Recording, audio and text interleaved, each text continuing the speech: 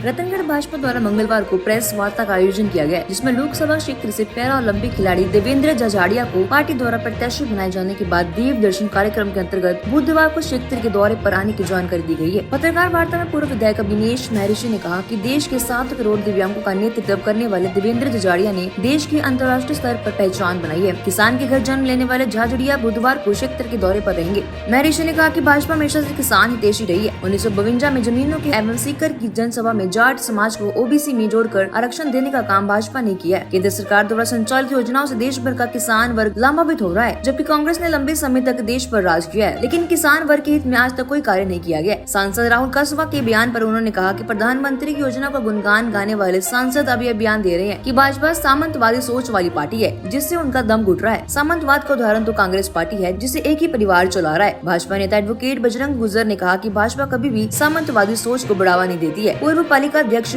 श्री भगवान कम्मा ने कहा कि कांग्रेस केवल किसानों के हित की बात नहीं करती है, जबकि भाजपा किसान हित की योजना को धरातल तक लेकर आई है। इस अवसर पर भाजपा नेता भागीरथ सिंह राठौड़, अर्जुन सिंह फ्रांसा, स्वरूप सिंह सहेला, सरपंच भंवर लाल पूनिया, साबू सिंह राठौड़, हरिप्रसाद दायमा, पूर्व प्रधान संतोष तालनिया, हनीफ खत्री, गोपाल कृष्ण शर्मा सहित काफी संख्या में कार्यकर्ता उपस्थित थे। भारतीय जनता पार्टी ने चूरू लोकसभा क्षेत्र से 7 करोड़ भारतीय दिव्यांगों का नेतृत्व करने वाले एक गरीब की झोपड़ी में जन्म लेकर के इस राष्ट्र का नाम पूरे अंतर्राष्ट्रीय क्षेत्र में सुशोभित करने वाले देवेंद्र झाझड़िया जी को भारतीय जनता पार्टी का उम्मीदवार बनाया है। मित्रों, भारतीय जनता पार्टी किसान हितैषी रही है हमेशा से। सन 1990 के अंदर राम सिंह जी कसवा को भारतीय जनता पार्टी ने सीधे सरपंच से सीधे एमपी का टिकट दिया और उसके बाद में लगातार 2 बार राम सिंह जी चुनाव हारे, लेकिन हारने के बावजूद भी किसान के बेटे को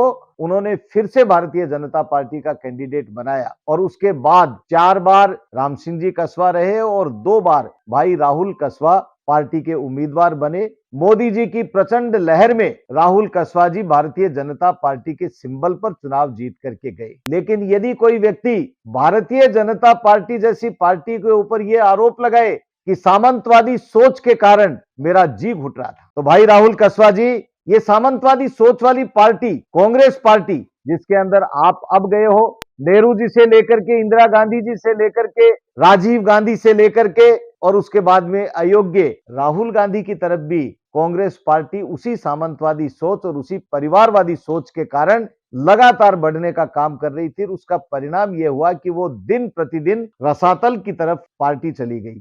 तो भारतीय जनता पार्टी पर यह आरोप लगाना इस सामंतवादी सोच के कारण ये कतई भारतीय जनता पार्टी इसको स्वीकार नहीं करती। भारतीय जनता पार्टी समाज के अंतिम छोर पर बैठे के उत्थान की बात करने वाली पार्टी है। भारतीय जनता पार्टी गरीब के कल्याण, गरीब को गणेश मानकर कार्य करती है और हमारी जितनी भी योजनाएं हैं वो सारी किसानों पर आधारित, गरीबों को उत्थान के लिए काम करने वाली योजनाएं भारतीय जनता पार्टी आज तक लेकर आई है।